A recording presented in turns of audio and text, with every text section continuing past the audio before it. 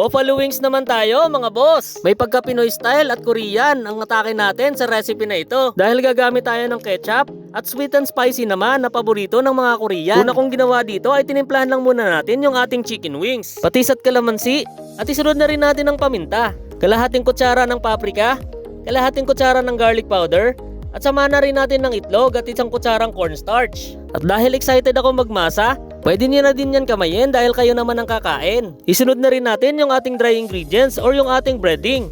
1 cup ng cornstarch, 1/2 cup ng harina o flour, kalahating kutsara ng garlic powder, kalahating kutsara ng paprika powder, 2 patak ng asin, mga 5 patak ng paminta, at pwede na rin natin yan paghaluin. After nyan mga boss ay pwede na nating i-coat yung ating na-marinate na manok. Sa recipe na to, ang level ng anghang ay nakasalalay sa inyong mga kamay. Pwede kayong gumamit ng kahit anong brand ng hot sauce na mabibili natin sa supermarket. At dahil wala akong available na hot sauce, ay babawiin ko na lang ito sa chili powder. Next, pagkatapos nating makoat lahat ng manok, ay pwede na natin itong iprito. Gumamit lang ako dito ng barbecue stick para malaman kung mainit na ba talaga ang ating mantika. Pero kung meron kayong food thermometer mga boss, ay pwede nyo na rin niyang gamitin. Sa pagprito nga pala ng ating manok mga boss, ay pwede tayong mag double fry para mas ma-achieve pa natin yung gusto nating lutong. Pero kapag maganda naman ang ating breading at sa tingin naman natin ay malutong ang ating manok, eh kahit hindi na tayo mag-double fry. Make sure lang na luto ang loob ng ating manok. Isa po kasi sa main purpose ng pag-double fry ay hindi lang ang pag-achieve ng pagiging crispy ng balat ng manok, eh para siguraduhin din na luto ang loob nito.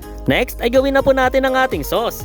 Fry lang po tayo ng garlic at butter at isunod na po natin ng 3 kutsarang ketchup, 5 kutsarang sweet chili sauce, 3 kutsarang honey, or pwede kayong gumamit ng asukal dito mga boss. 1 kutsarang oyster sauce, pandagdag o pambalansi sa tamis. 1 kutsarang chili powder. Paghaluin lang at pwede na nating ilagay ang ating manok. 4 na pirasong wings nga lang pala ang ginamit ko dito mga boss. Pinaghiwalay ko lang yung drumette at yung mismong winget. Make sure lang na makaut mabuti ang ating chicken wings bago natin ito ihain. Maraming beses na pala akong nagluto ng chicken wings mga boss, pero hindi ko na matandaan kung kailan ang huling luto ko nito. Iba-iba ang recipe at technique sa pagluluto ng buffalo wings. Kaya naman pwede pa tayong magtuklas at mag-try pa ng ibang recipe. Sa huling patak ng sesame, hudyat na nakakain na kami. Luto na!